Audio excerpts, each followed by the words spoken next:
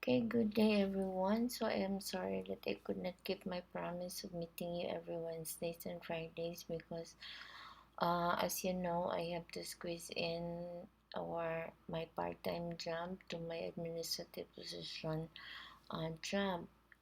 Okay, so I think what I am going to do, which is going to be a recording of my PowerPoint presentation with my audio annotation, is going to be better for us, for the both of us, because you can browse it or you can see it and you can watch it anytime you want, and internet connection issues will also be eliminated, because if during our real-time virtual class you might be experiencing some interruptions in the internet, so you cannot listen to our to my discussion. But then with this one, you can do it or you can watch it anytime of your own convenience. Okay, so we have already started our discussion last meeting on assessment, alternative assessment, authentic assessment. Okay, so I think that was authentic assessment that I also discussed. Okay, so we will continue our discussion on authentic assessment.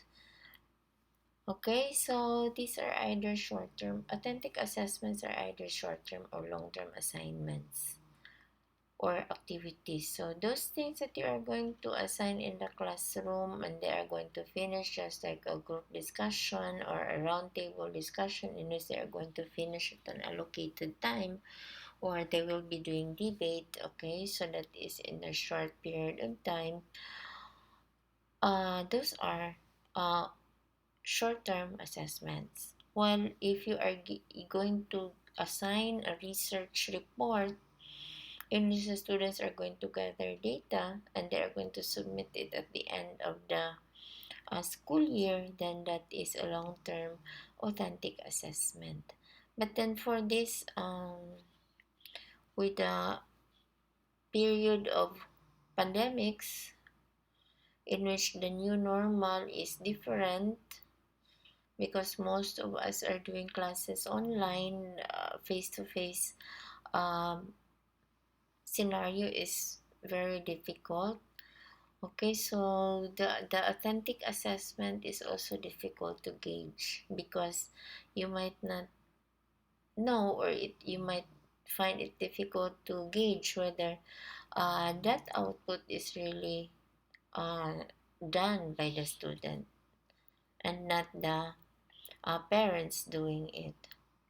So according to Lawrence Rodner, authentic assessment should require that students be active participants in the learning process.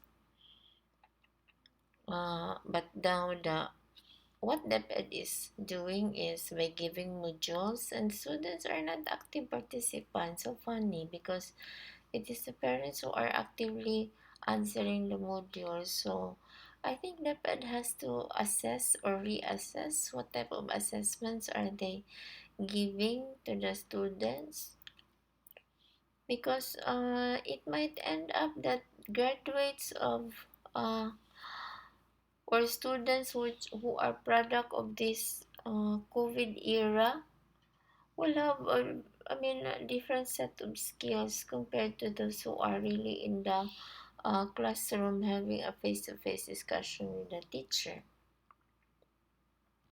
Okay, so some examples of authentic assessments include the conduct of research, or writing a case analysis, or writing a critical analysis. That is an authentic assessment.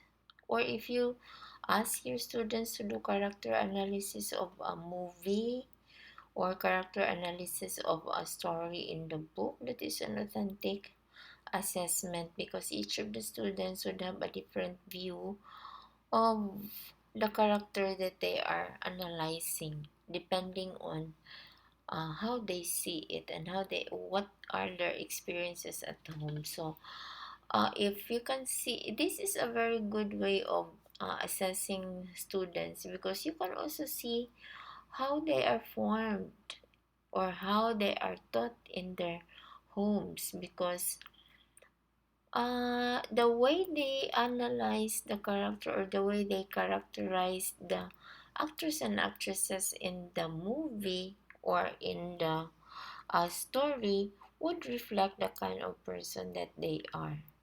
Aside from assessing the way they write, okay, you can also assess the behavior, because it is reflected in how they characterize the uh, actors or the protagonist and the antagonist in the movie. Okay, debates also.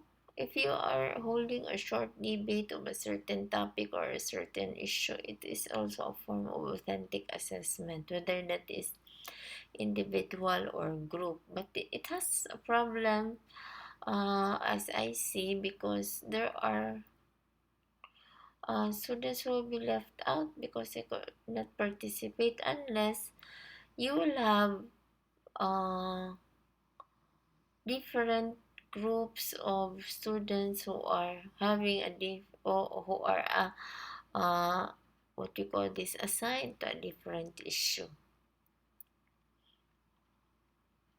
Okay, and drawing also or writing about a story or a chapter, so it's also a form of authentic assessment. So instead of characterizing the characters of that story, you can also tell the students to draw what you have understood of that story. Okay, so that is an authentic assessment. Experiments as trial and error learning is also a form of assessment. So you will experiment what will happen to this one and to this one, and HRM students uh, are doing best at their experiments. So they're going to experiment if they're going to use cassava flour, and then these are the proportion of cassava flour and the wheat flour, what would happen, like that. So they do some experimentation on the recipes. So that's also authentic assessment.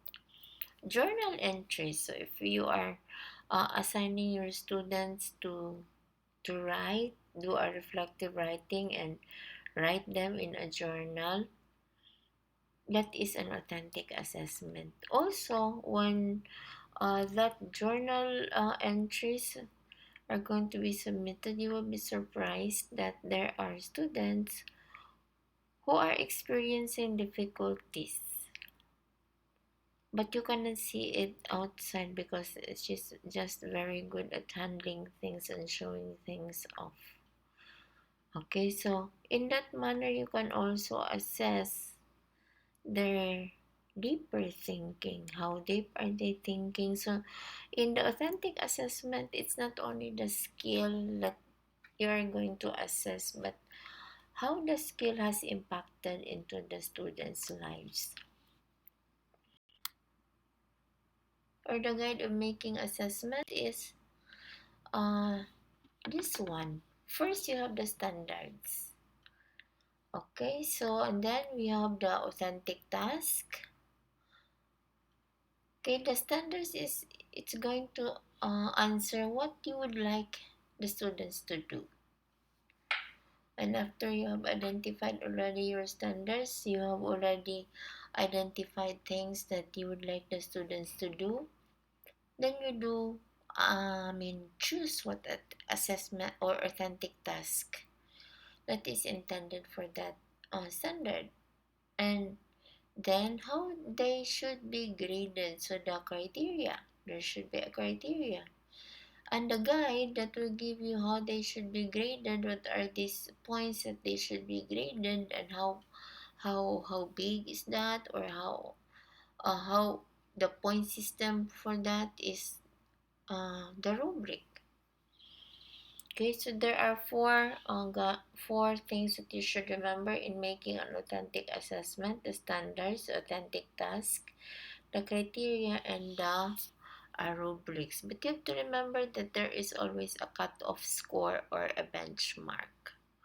So when you do a rubric, there is a cutoff. Also, there is passing. So the same in our classes, there is also a passing mark. That's 50%, I think.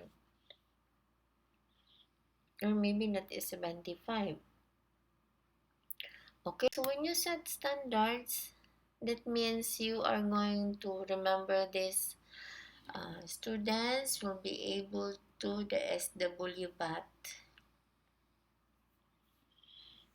Okay, so it is similar to an objectives, but because these two standards and objectives are measurable, but standards is higher than an objective. Okay, so an example to this one is students will be able to add two-digit numbers, but you can always rephrase it with will add two-digit numbers, or will, yeah, a student will add two-digit numbers, or students will add. Or you can just simply say in other subjects, identify the causes and consequences of the Saba standoff. Or you're going to explain the process of photosynthesis. So that is a way of, when you're going to explain the process, let them explain. That's your standard, letting them explain the process of photosynthesis, and they could explain it well with illustrations also. And then that means the students have understood the lesson. So there are types of standards, content standards. Okay, so these are statements that describe what students should know or be able to do within the content of a specific discipline. And there are also process standards in which that describes what skills students should develop to enhance the process of learning. Okay, there are guidelines for writing a standard. Okay, so as I've mentioned, it's narrower than a goal, but it's broader than an objective. Okay, so it should be clear, grammatically correct, and should be written in the language that students and parents can understand. That's the most important. Because if the students cannot understand your standard, they might find it difficult to achieve your standard. Okay, so these are some good and bad examples. So bad examples really tend to become a good example. So I don't think we'll discuss that one much. Authentic task, the teacher will decide what she wants for the students to portray, and those tasks should be chosen for students to complete that, and it should be meaningful, of course. Okay, so everything that you let the students do should be meaningful for them, so that uh, if they have forgotten the lesson but deep in their hearts, they could still find that meaning. And then criteria or measures. So what would you like the end product to be? Or in other words, how will you know that the student has performed well or not? So there is some criteria. And for that criteria to be decided whether or not they meet the standards, then there should be a rubrics. Okay, so after what you have decided, the task that you would like them to do, you set the criteria, and if, yeah, you set the criteria and then create the rubrics for evaluation, so that you will know whether that criteria is achieving or meeting the standards. Okay, so I think that ends the second lesson for assessment. So you have the activity on page 16 and 18 of the book that I gave you. So please do answer that and submit it to the email address found on the first slide of this presentation. If you have questions, you can ask me in the group chat that we have. Okay, so good day, everyone. Also, discussions on or done in partners or groups is also a form of authentic assessment, or the self-assessment or peer assessment and evaluation. So the two, so the self-assessment and peer assessment or peer evaluation. But mind you, if you are going to employ peer assessment, it is also a cost. It will cause trouble because uh, sometimes you would not like what others are seeing about you. So sometimes we have it's always we have a blind spot. In which you do not know, but others knew it. Remember the Johari's window? Okay, the things that you knew and others knew. There are things that you know, but others do not. There are others that knows about you, but you do not. And that blind side is it's unknown to you, and it's also unknown to the others. Presentations, just like PowerPoint presentations or maybe group presentations, dance presentations, historical presentations, that is also a form of assessment, authentic assessment, projects, portfolios, and the like. Okay, so how to create